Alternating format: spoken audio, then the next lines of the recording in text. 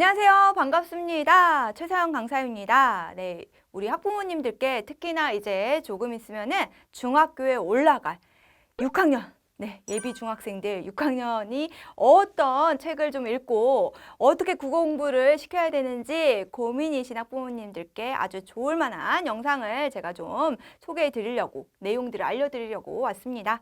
우선은 6학년 하면은 정말 너무 이제 어떻게 공부해야 되나?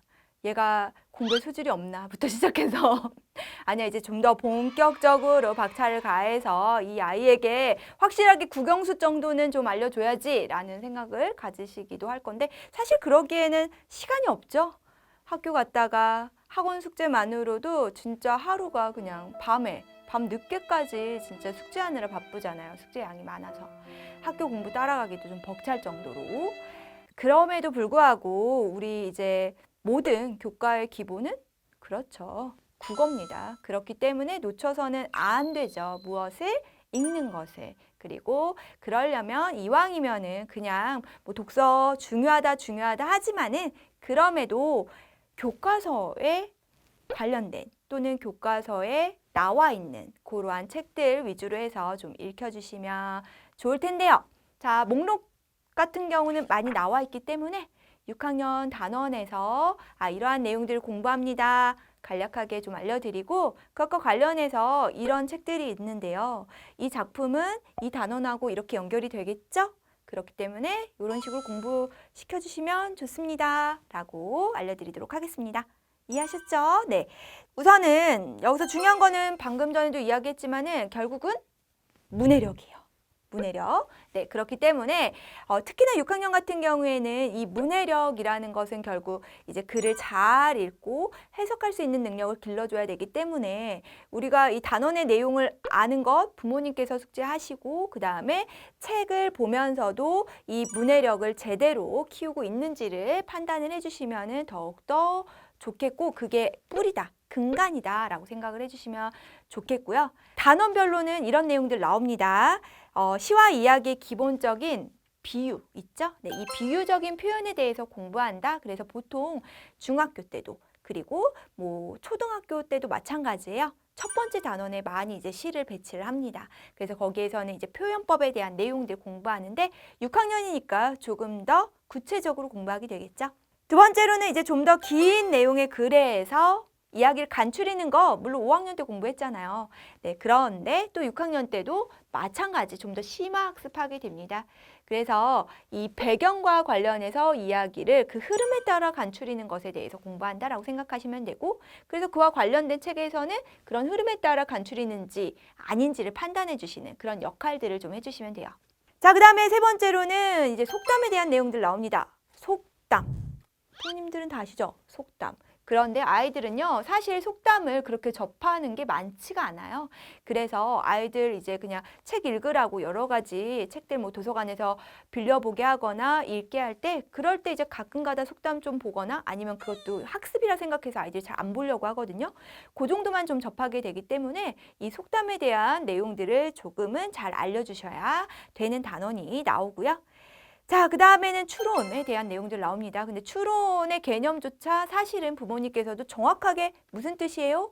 라고 여쭤보면 잘 모르는 경우가 많습니다. 자, 그래서 사실은 이런 추리하는 요소들, 네, 그 추리할 수 있는 요소들이 책 속에 어디 숨어 있는지를 같이 함께 보물찾기 하듯이 찾아주시면 됩니다. 그 다음에 이제 위인전이라고 보통 이야기를 하죠. 인물에 대한 이야기. 네, 그 내용들도 이제 마지막 부분쯤에 나오는데, 자, 여기서는 보통 위인전은 사실 고학년 때 많이 이제 나오게 돼요. 중요한 건 그거예요. 예전에 위인전 하면 뭔가 본받을 점, 막 이런 것들에 대해서 공부를 했잖아요. 그런데 지금은 그것보다는 그 인물의 삶에 초점을 맞춘다라고 생각하시면 됩니다. 자, 그래서 그러한 인물의 삶에 대한 내용들에 초점을 맞춰서 읽어보면 좋을 만한 글이 등장을 하겠죠? 네, 그 내용들도 좀 확인을 해주시면 됩니다. 자, 그럼 어떤 책들이 있느냐? 이제 본격적으로 소개를 좀 해드리도록 할게요. 자, 우선은 첫 번째, 내 마음의 동시. 그리고 가랑비, 가랑가랑, 가랑파, 가랑가랑. 네, 외우기도 좀 힘들어요. 길죠? 자, 그런데 사실은 그거예요. 그냥 딱 봐도 네, 동시. 저희 아이는 동시집을 정말 읽기 싫어하더라고요. 왜? 되게 짧은데. 근데 이제 스토리가 없다 보니까는 별로 재미가 없다고 생각을 하는 것 같아요. 기본적으로 뭐 아이들 대부분 다 만화책 읽는 거 좋아하잖아요. 뭐 저도 마찬가지였으니까. 네, 부모님께서도 뭐 네, 무슨 만화책이 있었을까요? 풀하우스 막 이런 거? 네, 그런 거 막 보고 그랬었잖아요. 저희도 막 고등학교 때 너무 나이가 나오죠? 네, 그럴 때 막 달려나가고 막 이랬잖아요. 아이들 오죽하겠습니까? 네, 만화책 위주로 보다 보니까 심지어 이런 동시집이라든가 그 다음에 글법이 많은 책을 좀 안 읽으려고 많이 하는데요. 이제는 안 된다라는 거, 완독할 수 있게끔 도와줘야 하는 학년이라는 걸 꼭 기억해 주시면서 여기서는 비유적인 표현에 대해서 이 시의 구절, 이 시어는 어떤 것을 비유해서 표현했을까라는 걸 정말 하기 싫으셔도 한 번쯤은 좀 질문을 해주시면서 요게 국어 공부다 생각해 주시면 될 것 같아요.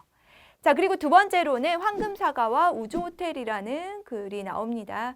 요거는 이제 그림책으로도 좀 많이 이제 저학년 때 읽기도 하거든요. 그런데 중요한 건 그거예요.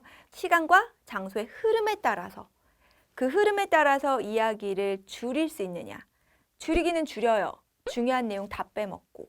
그러지 않게끔 주요 내용을 바탕으로 해서 줄여야 하는데 그거를 어떻게 하는지를 도와주셔야 되고 봐주셔야 하는 그러한 내용의 책이다라고 생각하시면 됩니다. 그러기 위해서는 네, 기본적으로 언제 무슨 일이 일어났는지 어디에서 무슨 일이 일어났는지 이런 식으로 시간과 장소의 변화에 따라서 이야기가 흘러간다라는 것을 좀 알려주시면 되는 거죠. 자, 그리고 속담 하나 이야기 하나라는 글인데요. 여기에선 당연히 속담, 네, 아이들이 은근히 많이 모른다라고 했죠. 다양한 속담들에 대한 이야기들 좀 알려주시되 예를 들어서 좀 알려주시면 좋을 것 같습니다. 뭐 일상생활에서 네, 너 이러한 행동을 했었을 땐 이런 속담이 어울려 라는 식으로 얘기를 해주시면 더욱더 쉽게 이해하겠죠? 자, 그 다음에 조선왕실의 보물의궤라는 작품인데요. 자, 요 내용에서는 이제 추론이에요. 추론 같은 경우에는 좀 모른다라고 했잖아요. 그거 말고 이런 식으로 좀 접근을 해주시면 좋아요. 이것 때문에 그 다음에 이런 일이 일어났네? 이렇게. 이런 내용이 있어서 그 다음에 이런 식으로 전개가 되네? 이런 식으로 좀 해주시면 좋을 것 같습니다. 추론을 할 수 있는 그 요소들을 찾아내게끔 도와주시면 됩니다. 아시겠죠? 자, 그 다음에 불패의 신하가 된 명장 이순신 그리고 샘마을 몽당개비라는 옛날 이야기 나옵니다. 자, 이 글 같은 경우에는요, 뭐 이순신은 당연히 인물의 삶에 대해서 이야기한다라는 거 다들 아시겠죠? 자, 그런데 샘마을 몽당개비 같은 경우에는 여기에서 중요한 거는 그 도깨비가 어떠한 그러한 삶을 보여주는지 그리고 거기에서 인물이 또 나오는데 그 인물은 또 어떤 삶을 추구하는지 이런 것들에 초점 맞춰서 아이와 함께 대답하고 질문하는 시간 가져보시면 되겠습니다. 자, 이렇게 해서 우리 6학년, 네, 조금 있으면 중학생이 되는 우리 아이 굉장히 중요한 시기죠.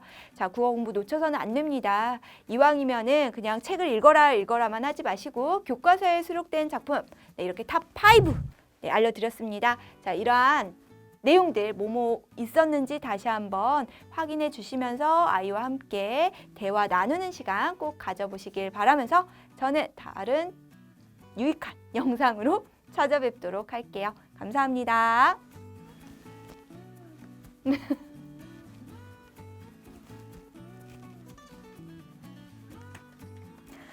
네. 자, 빠이빠이. 고만.